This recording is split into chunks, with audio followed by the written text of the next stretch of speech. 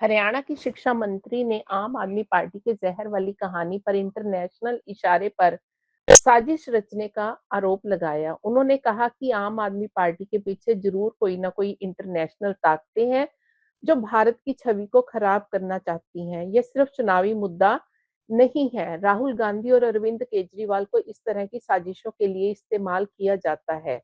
इसकी मंशा भारत की छवि को नुकसान पहुंचाने की है। मोदी जी के विचार जो देश आगे बढ़ रहा है उसको खराब करने की कोशिश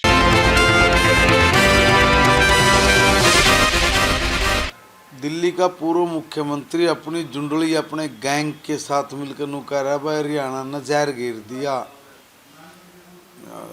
दिल्ली की यमुना में। इतनी घटिया बात, इतनी छोटी सोच का आदमी मेरी समझ में नहीं आता। ये क्या कहना, सो कैसे जाता होगा, मगर इसलिए सो जाता होगा इसमें आत्मा नाम की चीज़ नहीं है। ये इतना दुर्त चलाक लोग है ये भाई साहब, किसी स्क्रिप्ट के ऊपर काम कर रहा है। ये मैं देखो सारे जने तो हम पत्रकार भाई पूछ रहे, मैं बता रहा हूँ, पता नहीं क्यों नहीं आत्मा मान रही भाई। ये जरूर किसी न किसी थर्ड फोर्सेस के साथ मिलकर है कोई एजेंडे पे काम कर रहा है जो भारत को तोड़ने वाला हो, भारत में आग लगाने वाला हो, भारत के जनमानस को इस देश के खिलाफ खड़ा करने वाला हो। और इतना दूर तेने शर्म नहीं आती, भारत माता की जय भी बोल रही हूँ, वंदे मातरम भी बोलता है, कभी ये इंकलाब बोलिया करते। इनको पता लग गया भाई खाली इंकलाब बोलने से बात नहीं बनती, इसलिए भारत माता की जय भी पकड़ लिया इन्होंने, वंदे मातरम भी पकड़ लिया। और भाई इसी में लगा कर ना लोगों की भावनाओं को काबू में कर लो और फिर अपना उल्लू करो, सीधा गांठ लो। अब अन्ना हजारे जी के साथ लगे पीठ में छुरा गोपा मार दिया, बोले पार्टी नहीं बनाऊंगा, सरकार नहीं बनाऊंगा, बना ली। जब वो बैठा था बोला भाई 7 दिन में 6 दिन में बोला मैं वो फैसला करना पड़ेगा, हर अधिकारी ने काम करना पड़ेगा, ये वो बेरन कितनी डींगा की तो उसमें तो कोई एक आधा काम करके दिखाया।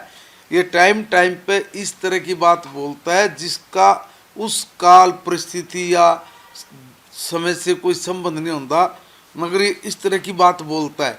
उन बातों को ध्यान में रखते हुए मैं ये दावे से कह सकता हूँ कि भाई इसका जरूर कड़ी कड़ी तिकड़मबाजी कर रखी थी और ये उस एजेंडे के ऊपर काम कर रहा है और जो बहुत घातक है।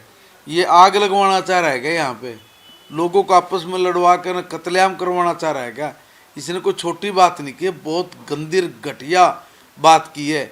अगर जय किसी थर्ड फोर्स के इशारे पे काम कर रहा तो भी बुरा है, और अगर जय इसने अपनी बुद्धि विवेक को लेकर किया तो फिर देख लो कितने खतरनाक आदमी यू, मतलब दोनों तरफ से घना घटिया काम कर रहा है। और ऐसे लोगों के खिलाफ अब कह रहे हैं बोला भाई माफी मांगो, माफी नहीं, इसे लोगों के खिलाफ माफी का क्या मतलब?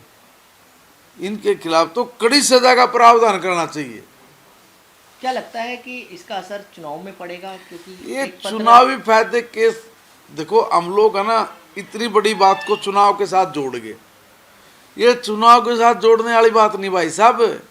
आप मेरे को समझ नहीं पर मैं कह रही बहुत बड़े एजेंडे पे काम कर रहा है।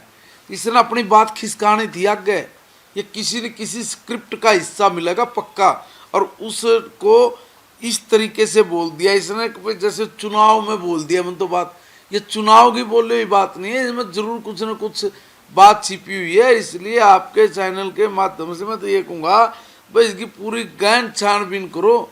यूँ तो कदे ऐसा नहीं चुनाव का बना कर न कोई और बात खिसका गया हो, ये बहुत दुर्त आदमी है, इसलिए इसको हर एंगल से सोचना चाहिए। लेकिन ढाला जी जांच क्यों नहीं करवा लेती हरियाणा सरकार, अगर जिस तरीके के आरोप लगे? अभी बात हुई है ना, रात तो बात करी से ना, तो जांच कराओगे आप लोग? भाई वो सरकार लेगी ना फैसला।